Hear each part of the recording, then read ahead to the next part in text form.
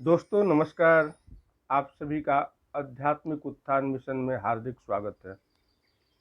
दोस्तों, आज हम आपसे ऑरा और उसको प्रबल करने की तकनीक में बात करेंगे।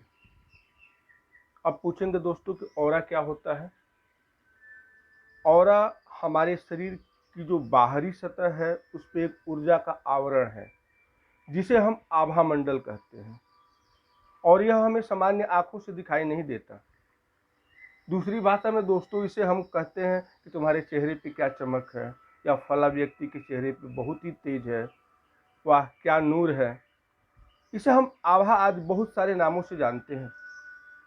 दोस्तों, ऑरा जो है यह हमारे शरीर के चारों तरफ एक बायोमेट्रिक एनर्जी फील्ड है।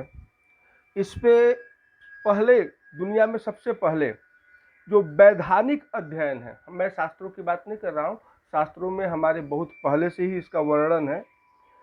तो ये लंदन के सेंट सेमस कोई अस्पताल था, उसमें एक चिकित्सक थे डॉक्टर वाल्टर, उन्होंने किया था।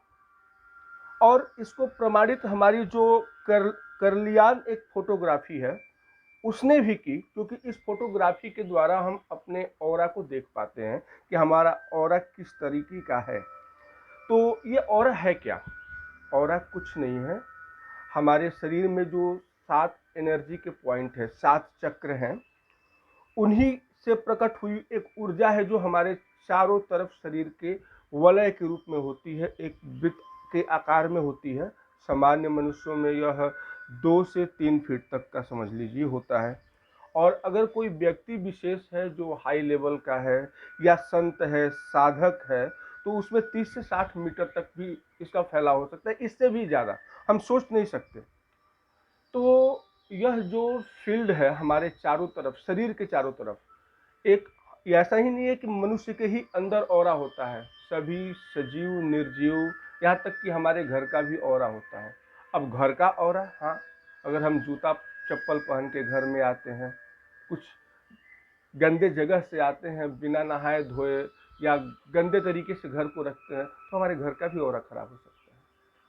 हमारे शरीर, यहाँ तो हम मनुष्य के शरीर की ऑरा की बात करते हैं, पेड़ पौधों का भी अपना ऑरा होता है। जैसे तुलसी का पौधा है, पीपल का पौधा है, सबका होता है। दुनिया में कोई भी ऐसी चीज नहीं है, सजीव निर्जीव, जिसका अपना ऑरा नहीं होता। ऑरा इसे कैसे महसूस करेंगे? जैसे कि एक किताब आप रख दें, गहरी सांस लें, शांत चित्त होकर बैठ जाए और उस किताब को देखना शुरू करें। आपको किताब को नहीं देखनी है, किताब के चारों तरफ अपलक दृष्टि से देखना है। तो आप देखेंगे कि एक किताब के चारों तरफ आभा मंडल फैला हुआ है। यह एक विशेष तकनीकी है देखने की, जो मैं आपसे ऐसे ही बातों बातों में कह दिया। तो हम आज ऑरा के बारे में बात क्यों कर रहे हैं? दरअसल मैं चाहता हूं कि आप स्वस्थ रहें, और स्वस्थ रहने की एक तकनीक आपसे शेयर करना चाहता हूं। होता क्या है दरअसल दोस्तों, कि कुछ लोगों की नज़र या हमारे गलत खान पान तरीके, बुरी आदतें, गलत संगत हमारे ऑरा पे नकारात्मक प्रभाव डालते हैं। जब यह नकारात्मक प्रभाव होता है तो हमारे चारों तरफ एक निष्प्रभ मंडल निर्माण होता है। अगर यही हमारे अंदर सकारात्मक गुण है, जैसे हम सत्संग करते हैं, ध्यान करते हैं, अच्छा भोजन, शुद्ध भोजन करते हैं, ठीक है, और अच्छे लोगों का साथ रखते हैं, तो यह आध्यात्मिक प्रक्रिया के तहत या अच्छी आदतों के तहत एक प्रबल प्रकाश पुंज हमारे चारों तरफ जो निर्मित होता है, उसे हम आभा मंडल कहते हैं। तो अगर सकारात्मक है तो वो आभा मंडल कहलाता है, अगर वह नकारात्मक है तो निष्प्रभ मंडल कहलाता है। तो हमने अभी जैसे आपसे कहा कि किसी की बुरी नज़र, किसी की गलत सोच हमारे प्रति, वह धीरे धीरे हमें कमज़ोर करती है। हमारा, मान लीजिए कि हमारे पास अच्छी आदतें हैं, हमारा ऑरा मंडल जो है एकदम चमकदार है, स्वच्छ है, फिर भी बहुत सारे ऐसे फैक्टर्स हैं कि जिसकी वजह से वह कमज़ोर पड़ने लगता है। जैसे कोई एक दुल्हन है, किसी ने क्या सोचा, वाह क्या सुंदर है, उसकी नीयत सही नहीं है, तो एक उसके अंदर से निगेटिव ऊर्जा जाकर के उसके ऑरा पे चिपक गई। अब वह क्या होगा, एक उस चमकदार ऑरा फील्ड में एक कालिमा छोड़ गया, एक दाग लगा दिया। ऐसे हजारों दाग हमारे ऑरा मंडल पर प्रतिदिन लगते हैं और वह धीरे धीरे हमारे बाहरी शरीर से फिर वह त्वचा पे और हमारे बॉडी में ऊर्जा चक्रों के तहत वो साथ साथ वो एंटर कर जाती है और हम धीरे धीरे बीमार होने लगते हैं, हम असुरक्षित महसूस करने लगते हैं, कमजोर पड़ जाते हैं। तो दोस्तों, इसको हम प्रबल कैसे करेंगे?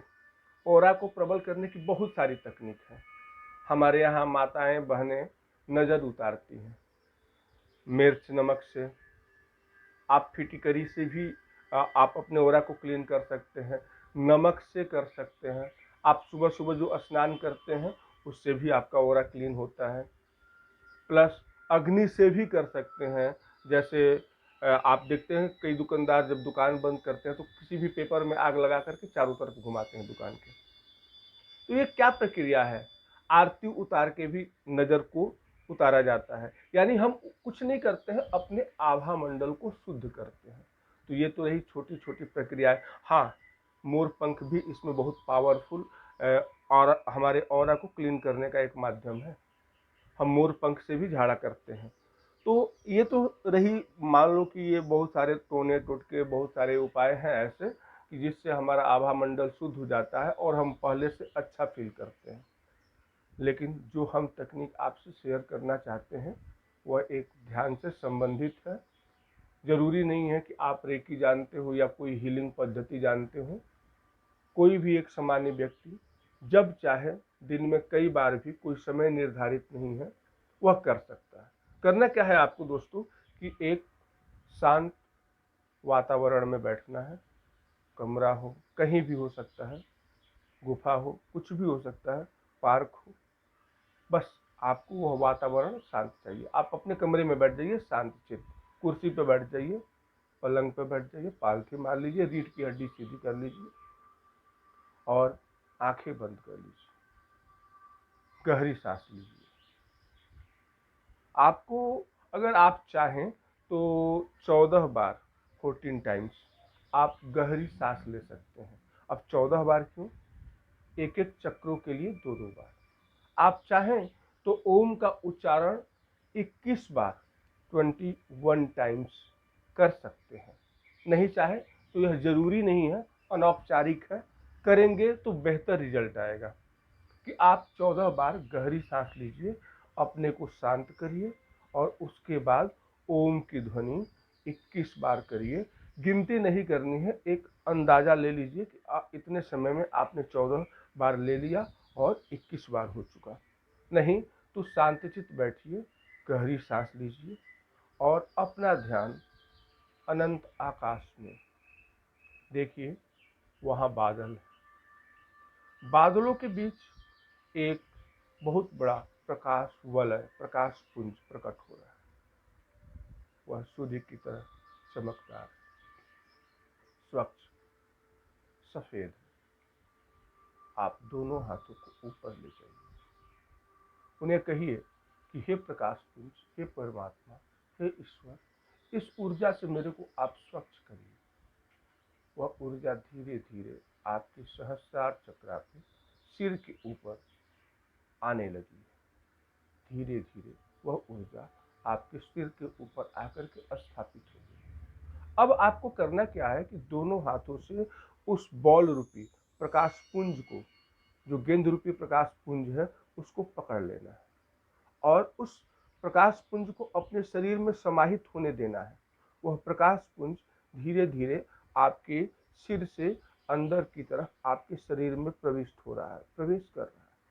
वह धीरे धीरे आपके मस्तिष्क, फोरहेड, माथा, ललाट, आंखों तक पहुंच चुका है। उसे और धकेलते जाइए अपने शरीर में, धीरे धीरे धीरे। आपका नाक, होठ, मुंह, गर्दन तक वह प्रकाश पुंज आ चुका है। कंधों, दोनों भुजाओं को प्रकाशित करते हुए वह धीरे धीरे प्रकाश पुंज, प्रकाश का गोला आपके छाती से उतरते हुए धीरे धीरे धीरे धीरे वह आपके पेट की तरफ बढ़ रहा है। जितना स्लो, जितना धीरे धीरे आप कर सके उतना ही बेहतर है। पुनः वह आपके पेट के सभी भागों को प्रकाशित करते हुए कमर की तरफ बढ़ रहा है। कमर से धीरे धीरे वह ऊर्जा, वह प्रकाश वलय आपके जांघों, घुटनों, पैरों, पाँव के तलों सबको प्रकाशित करते हुए आपको अपने घेरे में ले चुका है। जितनी भी आपके शरीर की निगेटिविटी थी वह अब माँ धरती को आप समर्पित कर दीजिए। माँ धरती की कोड में वो चला गया और मदर अर्थ से कहिए, माँ धरती से कहिए कि हे माँ, इसे स्वच्छ प्रकाश पुंज में बदल दो, कन्वर्टेड इनटू व्हाइट लाइट। वजह की ऊर्जा का कभी क्षय नहीं होता, ऊर्जा हमेशा मौजूद रहती है, ऊर्जा कभी खत्म नहीं होती। यही ऊर्जा का विज्ञान है। ऊर्जा अपना रूप बदल लेती है। दोस्तों, आपसे गुजारिश है कि आप हमारे चैनल को सब्सक्राइब करें और यह वीडियो पसंद आए तो लाइक करें।